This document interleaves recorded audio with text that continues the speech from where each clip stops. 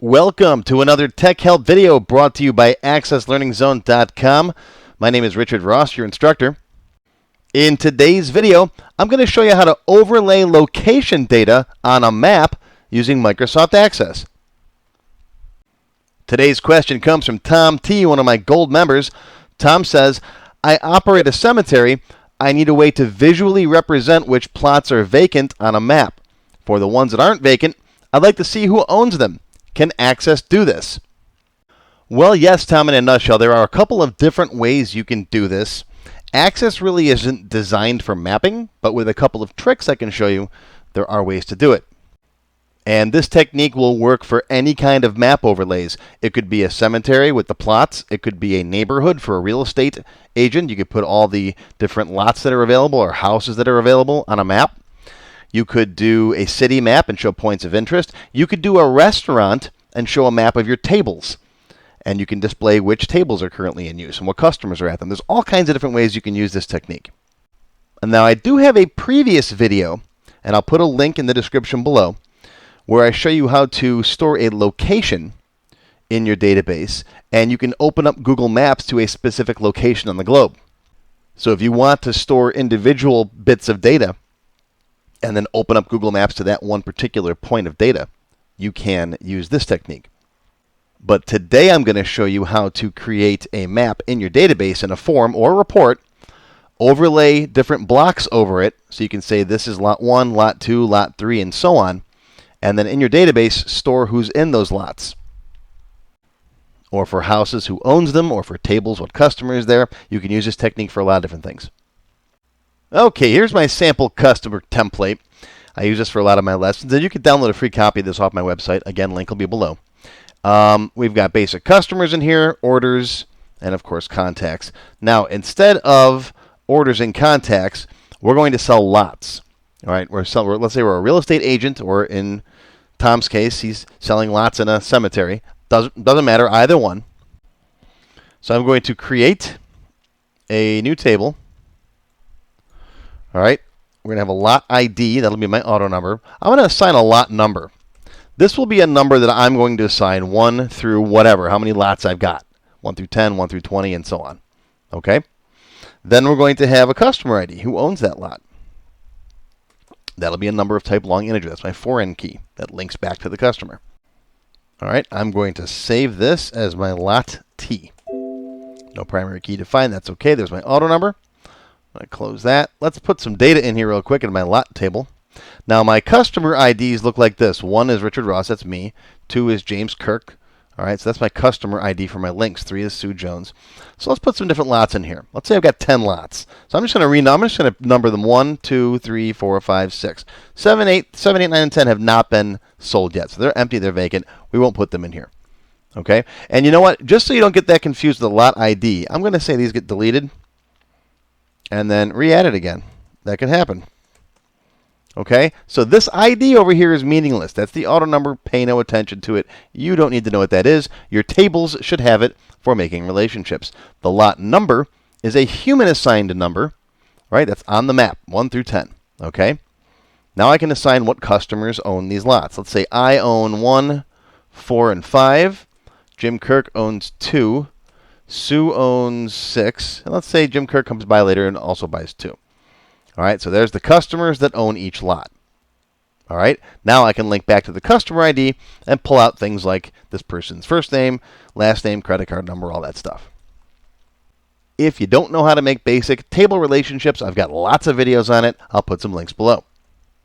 Now let's make a map showing the neighborhood that we're selling lots in. Or this could be your cemetery map, or this could be your restaurant with the tables, however you want to do it. Okay? I am going to create a new form with form design. Come on. I am going to make it about yay big. All right, size of my map. Of course, if you need to make it different dimensions, go ahead. I like to assign a splash of color. In fact, I'm going to open up this menu permanently here. There we go. Let's shrink this up just a little bit so I can see everything better. Okay. That's good. I like to give it a splash of color, so let's give it a little bit of a background, like, I don't know, that. Okay. Now, the first thing we need to do is throw a picture in here. The picture is going to be a map of our whatever. This is something you'll have to go get or draw or do whatever you want. You can use paint, you can use copy and paste, whatever you want to do. I am going to use Google Maps and go out to my old neighborhood here. That's where I used to live. Let me zoom in. Okay, let's go. Let's say we're selling lots in this neighborhood. Right about here is good. All right, now I'm going to use my screen capture tool, and I'm going to snip out some of this right about here. Let's say this is the area that I want to sell my lots in, right there. Okay, I just snipped it using my screen clip tool. I'm going to go back over to Access and paste that in. There it is. All right. Okay, I grabbed a slightly smaller screen clipping for the purposes of recording the video, so it didn't take up the whole screen. But it's the same concept, just a smaller clip of the neighborhood there. All right, so I got my picture and my form background. I'm going to save so far. Let's save this as my map F. Okay, now what I'm going to do is I'm going to draw text boxes over each of the lots that I have for sale. If you're selling all of them, draw over all of them. So I'll go up to Design. I'm going to grab a text box, not a label, a text box. Put one there. Get rid of the label that comes with it. All right, resize this text box over that lot as good as you can, however you want to make it. All right. I am going to, just for the sake of things, just give it a little tiny bit of color in here. Let's go with let's just go with green. All right, a light green. We're gonna color it in the code in a minute. All right, now this guy, I'm gonna open up the properties. I'm going to name this one Lot 1. Very important what the name is. Okay, that's Lot 1. Okay, let's say I got that one. I'm gonna copy and paste it. I'm gonna put this one next door. All right, that'll be Lot 2. Okay, copy, paste. Let's say I don't own these two. This one here is already a home. There's already somebody in it. That's a double lot. It looks like that's a nice size. I think I remember that house. All right, there we go. That'll be Lot 3.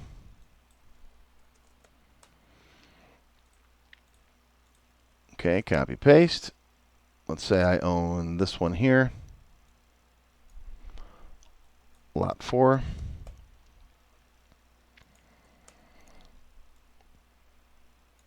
Lot 5.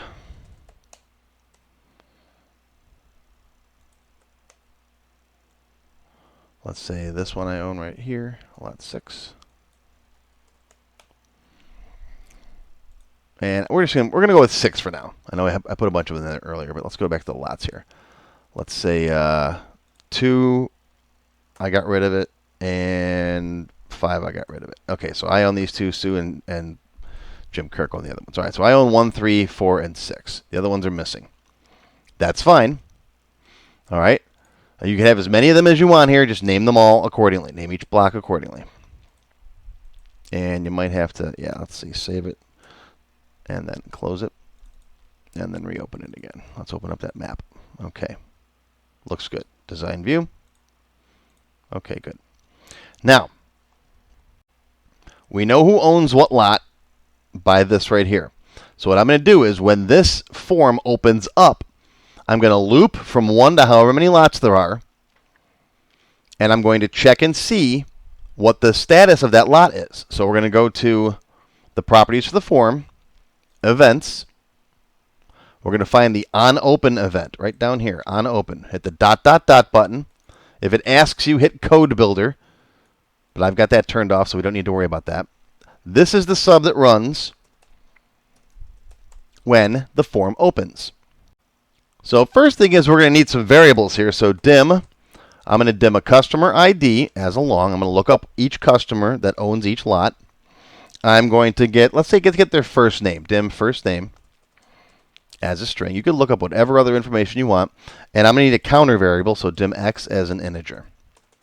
Okay. Now I'm going to say for x equals 1, 2. I have 6 lots now, but this loop will work for as many as you want to put in here. You can put it up to 10, even though there's only 6 lots on there. That's okay, because the way we're going to write this code, it's not going to matter. Don't go too big, because then your code will take forever to run. But if you anticipate you're going to probably add 3 or 4 in the near future, you could jack this up to 20, and it's not going to change much. But I'm going to stick to 10 for now. It's a good number. Okay? Now, the first thing I'm going to do is I'm going to look up the customer for lot 1. All right, so I'm going to go to the lot table, look up and see if lot number 1 has a customer associated with it. All right, how do we do that? Well, I'm going to say customer ID equals DLOOKUP customer ID from the lot table where the lot number, what did I call it here? Lot num, all right? Where lot num equals X. Right? If you haven't used DLOOKUP before, again, I got lots of videos on it. I'll put it on the list, DLOOKUP. I have a little list I'm keeping for you.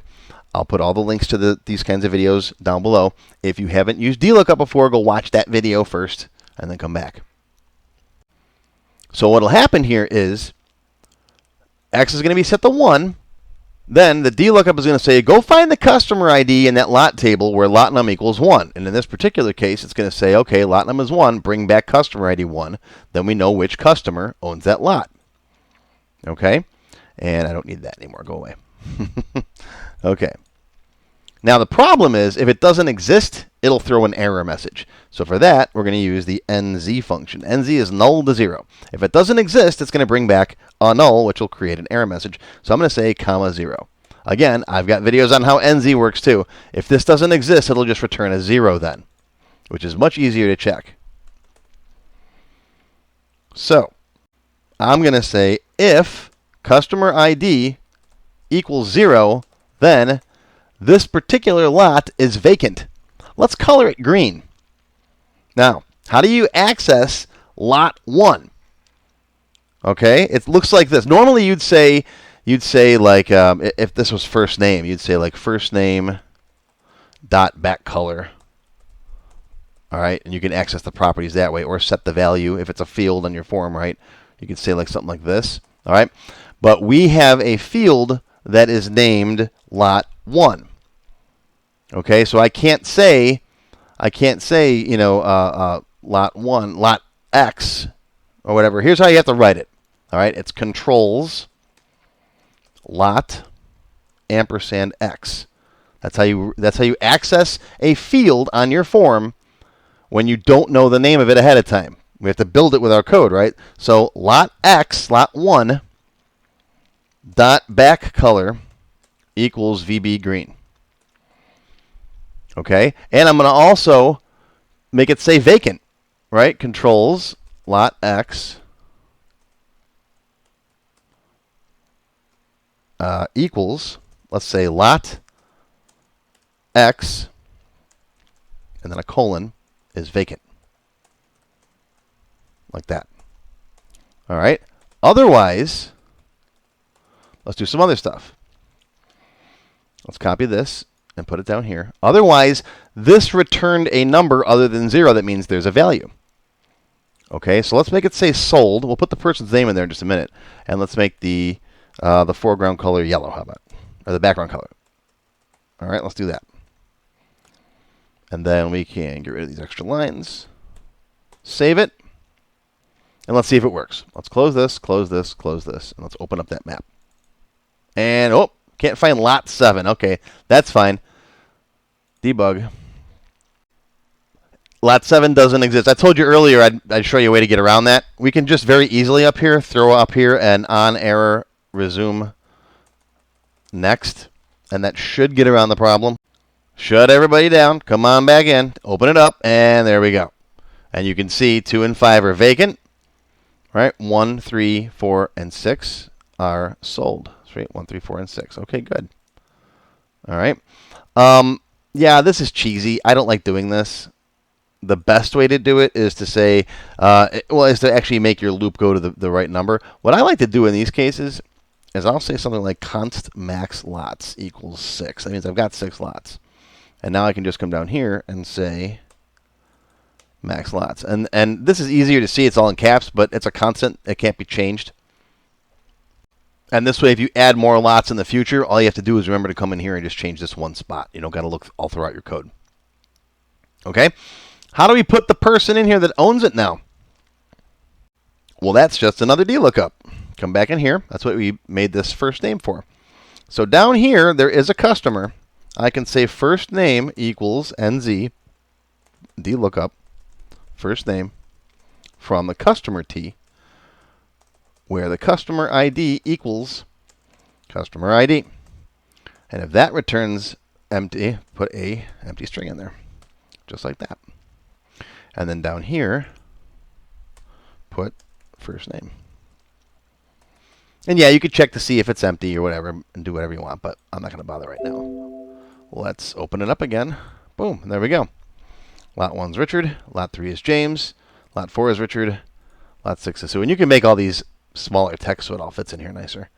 That's just a matter of design. All right, go in here, select them all. All right, format. Maybe go down to 9 point. Everybody fits on there better. Save it, close it, open it up. There you go. Want to add someone in the future? Right? All right, let's say lot 2 is sold. Lot 2 goes to customer. What do our customers look like? Let's say it goes to Walter, customer 7. Okay, close it. Now when I look at my map, boom, Walter's in lot 2. And you can put whatever details you want in here, customer ID, blah, blah, blah, all that stuff. And as far as seeing what customers own what lots from the main menu, you can go main menu, customers, make yourself a subform, right? Like the orders are. And it shows you the lots in here instead of the orders or contacts. All right, I've got videos to show you how to do these things too, all on my website and on my YouTube channel. But this, the point of this was to show you how to overlay stuff on this map. All right, you just put your text boxes in here, then you run through a loop in your code, and fill in the values of what needs to go in each of those text boxes. If you want to learn more about mapping data, in the extended cut for members only, I show how to add a double-click event to each of these boxes, where you can double-click on it and open up the record for the person who owns that lot. And you can use the same technique to access any of the information about that lot that you want. I've also built a much more complex version of this that I have available as a template on my website, and I will put a link to it down below in the description. This database allows you to store an unlimited number of maps where the mapping information is stored in tables instead of in static controls in the form. So for example, here's the world map, and if I want to go to Gotham, I can double click there, go to Gotham City, right? Back it up. I can go to Rickopolis. Okay. There's a park map, and you can see the baseball fields, or you can go to the zoo. Okay, see? Each one of these loads a separate image in the background and puts custom boxes on the field. There's the golf course. All right, go back again. I can do a restaurant with seating charts for the tables. See that? Or go to the waterfront district and get a map of that. Okay. Or if I'm a realtor, here's Glenwood. Here's the houses available that I have for sale. Right, there's house 1, house 2, house 3, my model home. All right, see, it's unlimited. You can go as many levels as you want. And again, I have this available as a template on my website. I'll put a link in the description below. It's called the Mapping Overlay Template. And these boxes are created dynamically in the code. You can see here's the map detail. It stores the X and Y coordinates, right, for the top and bottom right corners. Top left, bottom right. A description there. You can use rich text to store that. The jump to location so it knows what map to load up if you double click on it. All right, all this is covered in the template. But silver members and up will get access to this extended cut video that covers how to do this with the database that we just built. How do you become a member? Click on the join button below the video. Silver members and up will get access to all of my extended cut tech help videos, live video and chat sessions, and other perks. After you click the join button, you'll see a list of all the different perks that are available: silver, gold, platinum, and diamond. But don't worry, these tech help videos are going to keep coming. As long as you keep watching them, I'll keep making them, and they'll always be free. If you enjoyed this video, please give me a like and share. Click on the subscribe button to subscribe to my channel and be notified of any new releases. Check for additional resources down below the video. Click the Show More button And you'll see a list of other links to other videos, downloads, resources, lessons, and lots more. If you have not yet tried my free Access Level 1 course, it's 3 hours long. You can find it on my website or on my YouTube channel. And if you like Level 1, Level 2 is just $1, and that's free for my members. Want to have your question answered in a video just like this one? Visit my Tech Help page, and you can post your question there. Also, be sure to stop by my Access forum on my website. And also look for me on Facebook, Twitter, and of course, YouTube. Once again, my name is Richard Ross with AccessLearningZone.com. Thanks for learning with me, and I'll see you next time.